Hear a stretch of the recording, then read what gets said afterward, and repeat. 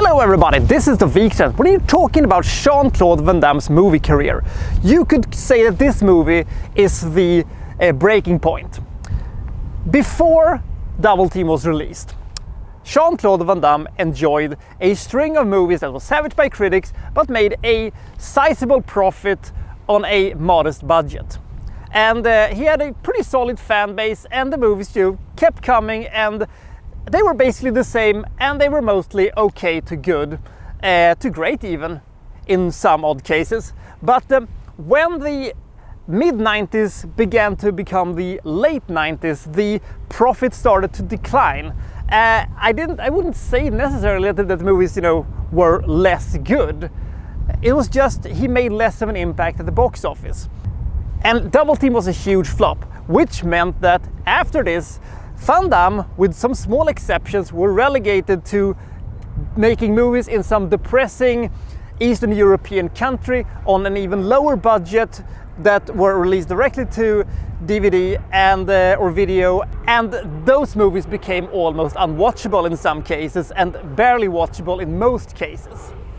So, was this movie really that bad that it, torpedoed his entire career? The short answer is no. When I saw this movie in the theaters back in 1998, I thought it was a pretty terrible movie and thought that, hope he can do something better the next time. But when I rewatched the movie for the purpose of this review, I was kind of surprised on how kind of good this movie actually is. I'm not saying that this is a masterpiece or anything like that, but it does have its perks to it. Let's find out what perks they are, shall we? This is Double Team.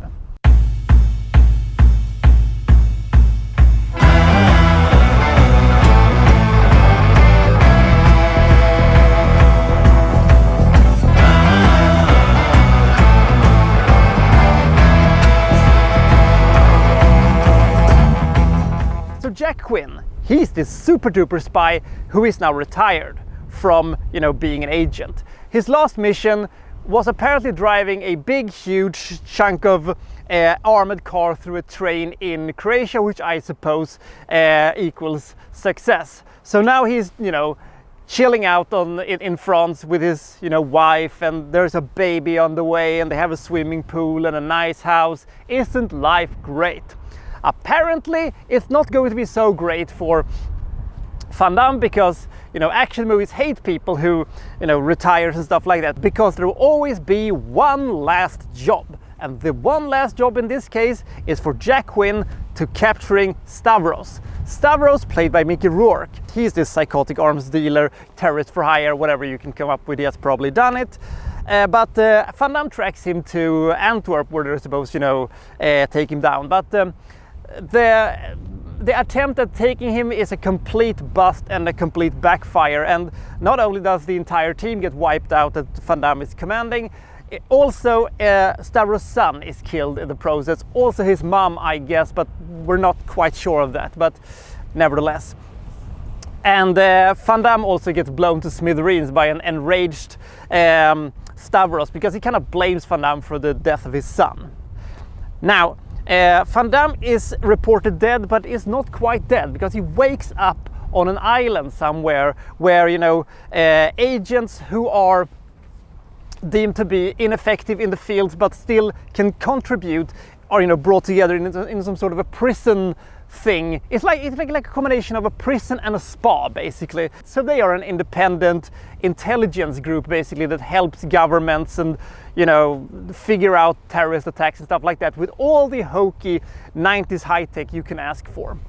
Stavros, however, is still fucking pissed at Van Damme, and he has now kidnapped his very, very pregnant wife and is going to, steal his son, or maybe kill his son and also kill his wife, who still, of course, doesn't know that Van Damme is alive and well. So he's now planning to escape the island, and with the help of an arms dealer, who of all people is played by Dennis Rodman, plans to try to take down Stavros once and for all and save his wife and save his baby and save something else also in the process, I guess.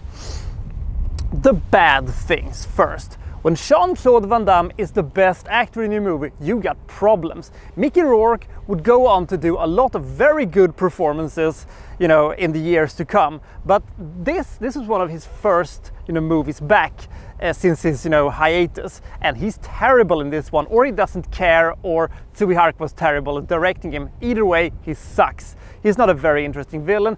It's a bit of a shame because this is one of these unique cases where, you know, that the villain has a gripe with the hero. You killed my son is usually reserved for, you know, the hero in this movie, because that's usually reserved for the hero to be pissed at the villain for killing his son. But in this case it is the opposite, but they don't really play with that much. And whoever thought it was a good idea to have Dennis fucking Rodman in this movie should be strangled. Jesus Christ, he's terrible. And the failed bantering between him and Van Damme is hilariously awful to watch. I mean, one can't act, one can't talk. Waka call. So that didn't work either. This movie also featuring some of the worst green screen effects I've ever seen. They are so terrible that even when MTV Movie Awards did a parody of, you know, escaping fireballs with the green screen effects, actually made it look better.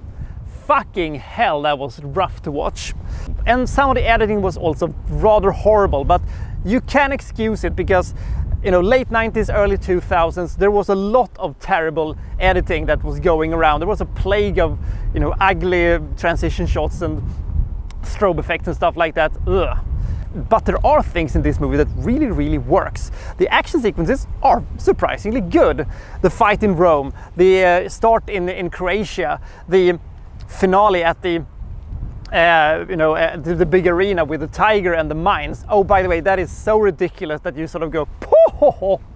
It's woefully stupid, but it's enjoyably stupid. And also, every time a movie, you know, involves an incarceration that you have to break, you know, escaping from prison, stuff like that, I always am there for that type of movies. And, you know, by the way, that scenario, you know, with the island, that's kind of similar to The Prisoner. It was a, you know, old 60s TV show that Simon West was going to do a, you know, movie version of around the year 2000, 2001, but the project was cancelled. Was that because Double Team made it first? If so, fuck you, Double Team.